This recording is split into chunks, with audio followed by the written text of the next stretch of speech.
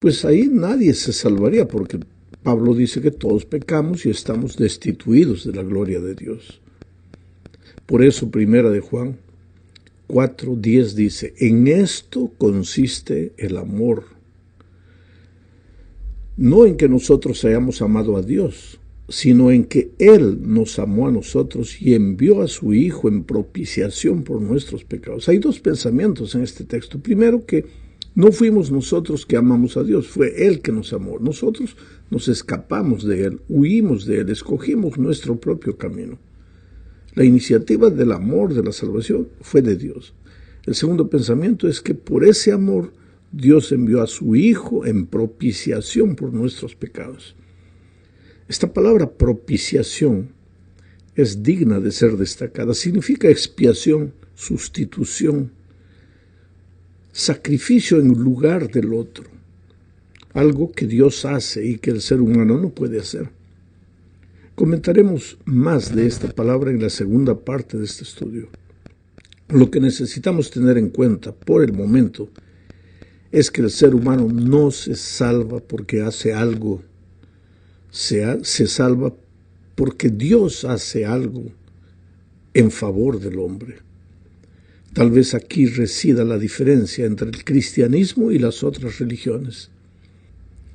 Mientras la mayoría de las religiones enseña que el ser humano deba hacer algo para alcanzar a Dios y salvarse, el cristianismo enseña que Dios hizo todo para alcanzar al ser humano y salvarlo. La salvación, pues, es una expresión del amor del Padre. Sin embargo, en este punto es que necesitamos decir que hay un malentendido entre muchos cristianos con relación al Padre. Algunos creen que el Dios del Antiguo Testamento, refiriéndose al Padre, ¿no es cierto?, es generalmente un Dios de justicia y de castigo, mientras que el Dios del Nuevo Testamento, refiriéndose al Hijo, es un Dios misericordioso y lleno de gracia y perdón. Mucha gente hace una distinción entre el carácter del Hijo y el carácter del Padre. Ahora, esta distinción no existe. El Padre es el mismo Dios, y es el mismo Hijo, y es el mismo Espíritu Santo. Es el mismo Dios en el Antiguo Testamento y en el Nuevo Testamento. Y el Hijo también, junto con el Espíritu.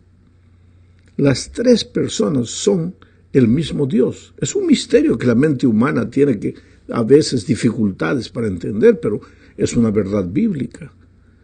Ahora, una de las razones por la que Cristo vino a este mundo fue justamente para revelar la verdad acerca del carácter del Padre.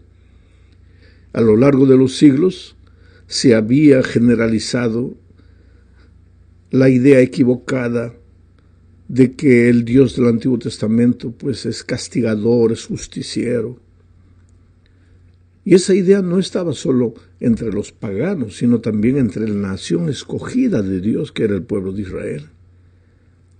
Era necesario entonces que Cristo viniera a este mundo y que dijera, quien me ha visto a mí, ha visto al Padre. ¿Sabes? Porque Dios no cambia.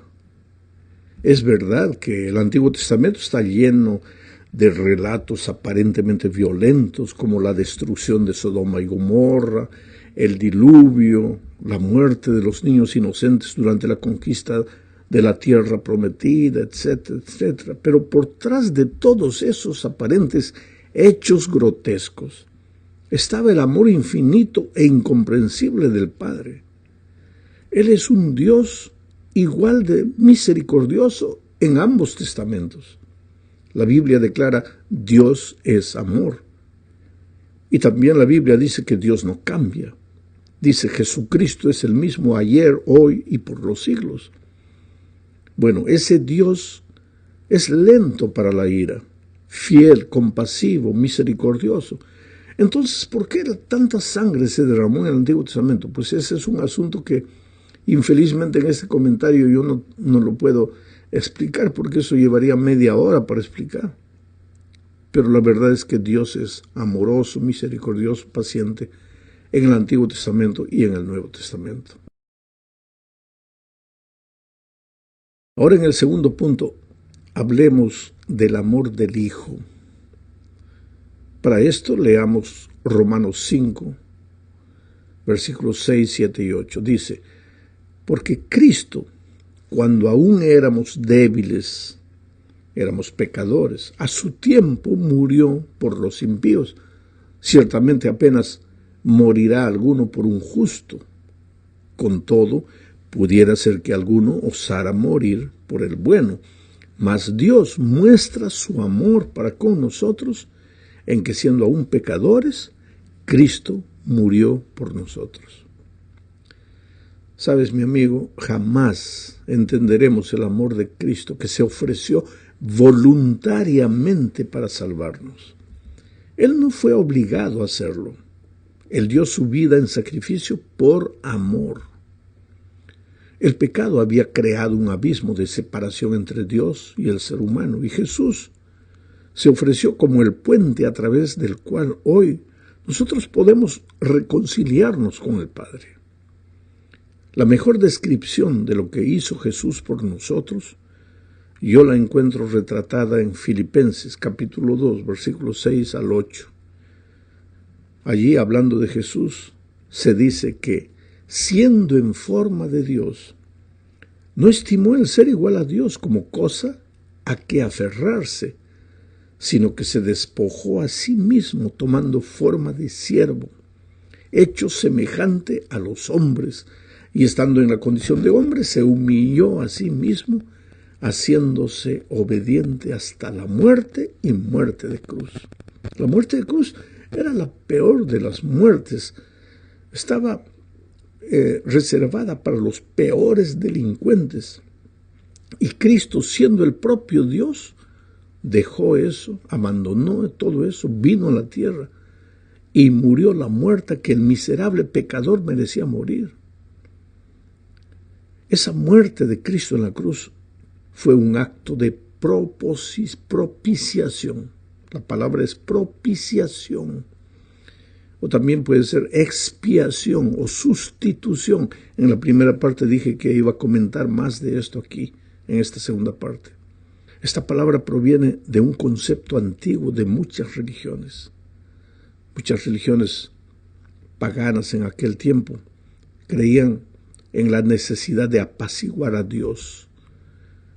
En esas antiguas religiones paganas, así como en muchas religiones hoy en día, se enseña la idea de que el hombre aplaca la ira de Dios, ofreciendo ofrendas o haciendo sacrificios.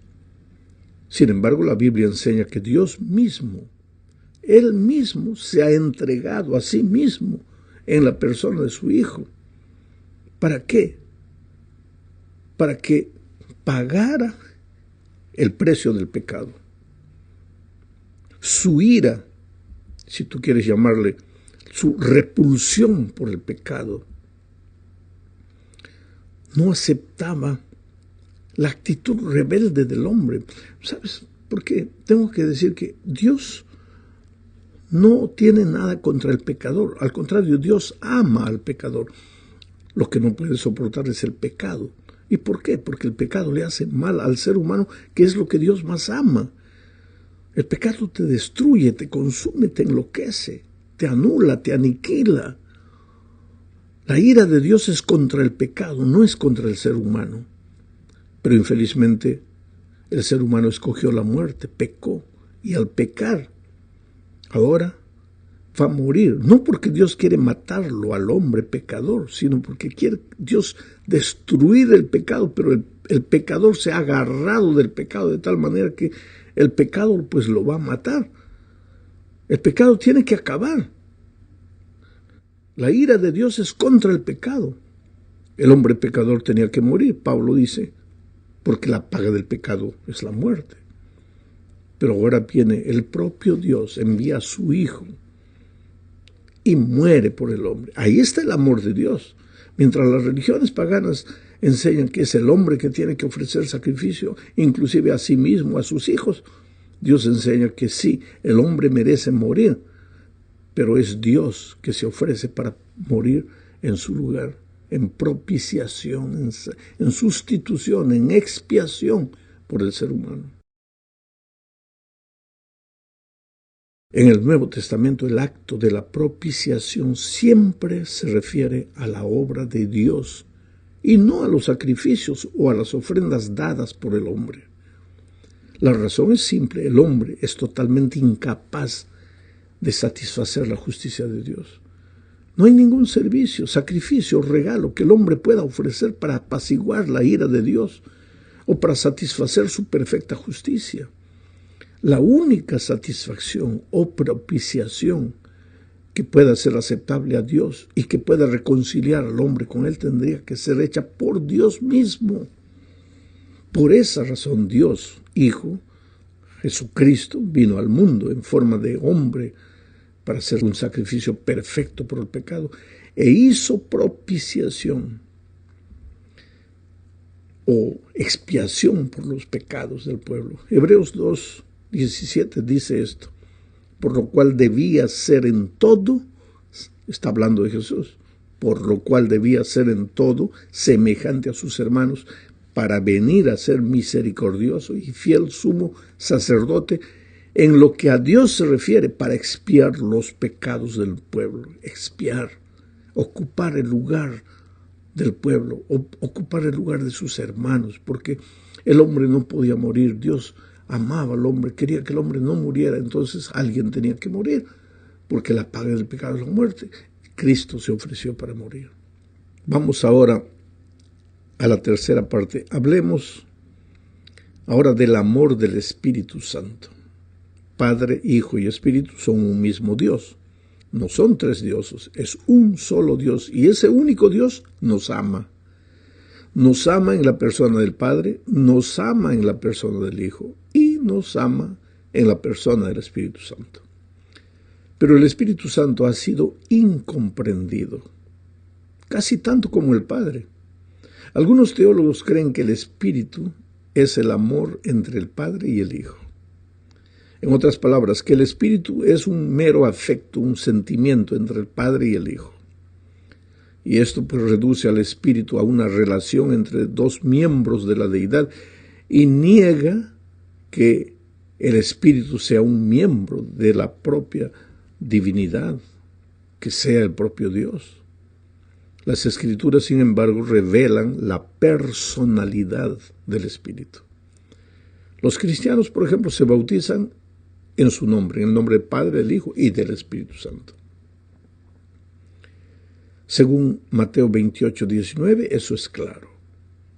Ahora, según Juan 16:14, el Espíritu glorifica a Cristo y solo una persona puede glorificar. Y también el Espíritu convence a la gente de acuerdo con Juan 16:8. Solo una persona puede convencer. El Espíritu consuela, dice Juan 14:16. Solo una persona puede consolar. El Espíritu enseña, dice Lucas 12:2. Intercede, dice Romanos 8:23. Santifica, dice 1 Pedro 1:2. Cristo dijo que el Espíritu guía al pueblo a toda verdad. Eso está en Juan 16:13. En resumen, el Espíritu Santo es Dios, es una persona, como lo son el Padre y el Hijo. Los tres son un solo Dios. La obra de la salvación es la iniciativa, realización y concretización de Dios en sus tres personas. Vamos ahora a la cuarta parte de este estudio. Aquí veremos el resultado de ese amor infinito de Dios. La seguridad de nuestra salvación. Ahora, si el ser humano no es capaz de hacer nada para salvarse, pues ahí solo le resta confiar en Dios, que lo salvará. Salmos 91, 15 y 16 dice: me invocará y yo le responderé. Con él estaré yo en la angustia, lo libraré y le glorificaré, lo saciaré de larga vida, le mostraré mi salvación. Presta atención a las ideas de este texto. La primera idea es que lo único que el ser humano puede hacer es invocar al Señor desde su angustia. Me invocará y yo le responderé. Con él estaré yo en la angustia, dice Dios. Pues la salvación, querido, es simple, porque tú todo lo que tienes que hacer es clamar, invocar el nombre de Dios desde tu angustia, desde tu miseria, desde tu pecado. Si tú piensas bien, la salvación es tan fácil que no necesitas siquiera aceptarla, sino simplemente no rechazarla. Mira, la sierva de Dios dice en El Camino a Cristo, página 27, lo siguiente. El pecador puede resistir a este amor. ¿A qué amor? Al amor de Dios. Puede rehusar ser atraído a Cristo, porque Cristo te está atrayendo, es la atracción de la cruz.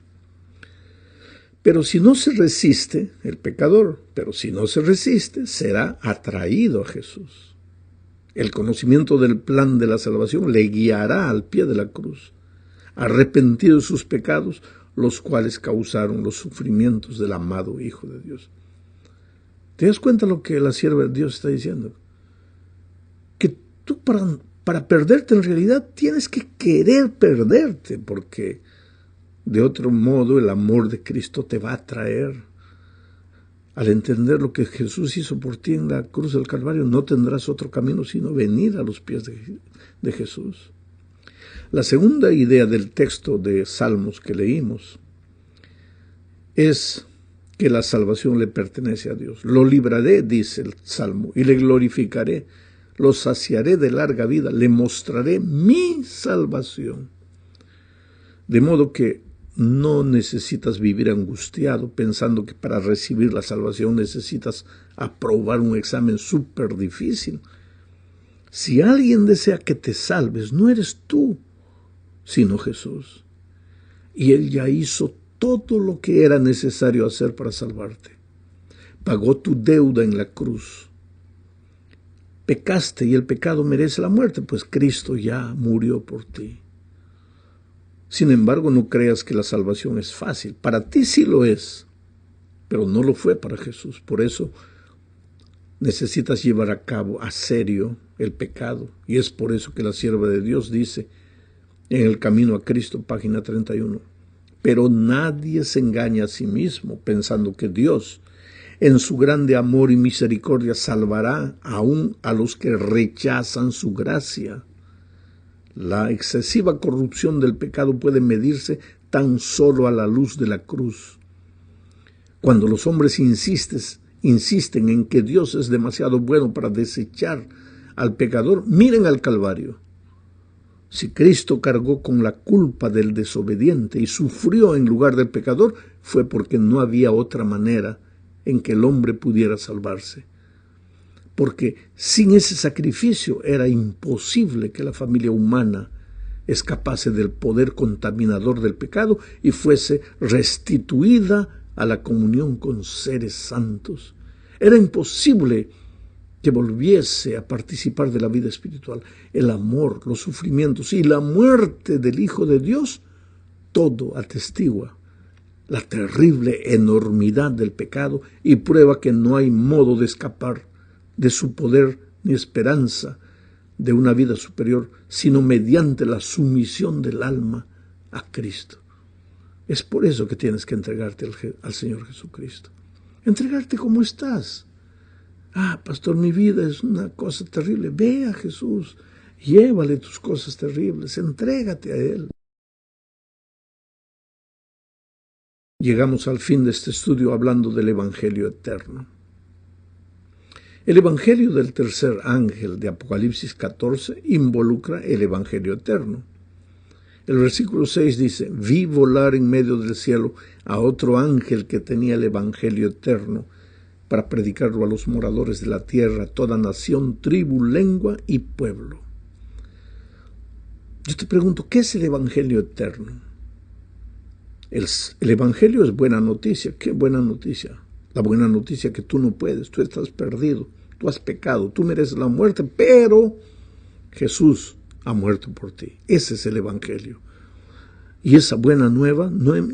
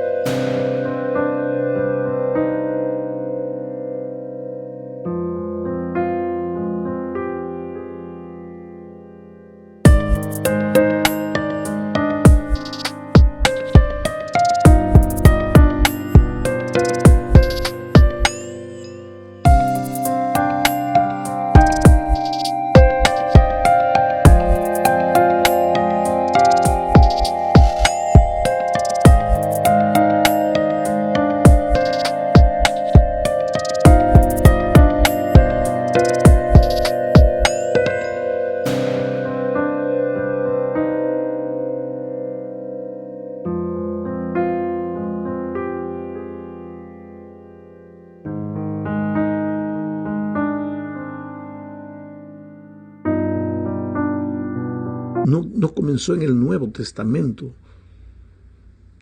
En el Edén, cuando Adán y Eva pecaron, un cordero fue muerto y con su piel se preparó túnicas para cubrir la desnudez del hombre. Y desde ahí la sangre del cordero se derramó, hasta que finalmente la sangre del verdadero Cordero de Dios, que quita el pecado del mundo, se derramó a raudales en la cruz. Pero el Evangelio va más allá del Antiguo Testamento, más allá del jardín del Edén. Pablo dice en Efesios 1, 4 y 5, según nos escogió en él antes de la fundación del mundo. Mira, antes de la fundación del mundo ya existía el plan de la salvación. Según nos escogió en él antes de la fundación del mundo, para que fuésemos santos y sin mancha delante de él, en amor, habiéndonos predestinado para ser adoptados hijos suyos por medio de Jesucristo, según el puro afecto de su voluntad. Por eso el Evangelio es eterno. Pero no confundas, querido, predicar el Evangelio.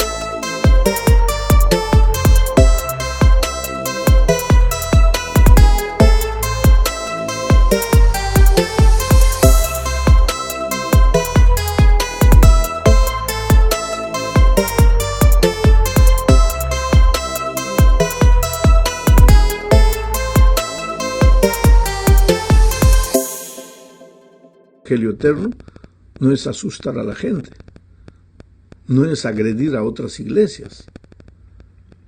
Predicar el Evangelio eterno es predicar a Cristo, lo que Jesús hizo por ti, lo que Jesús hizo para salvarte, lo que tú no puedes.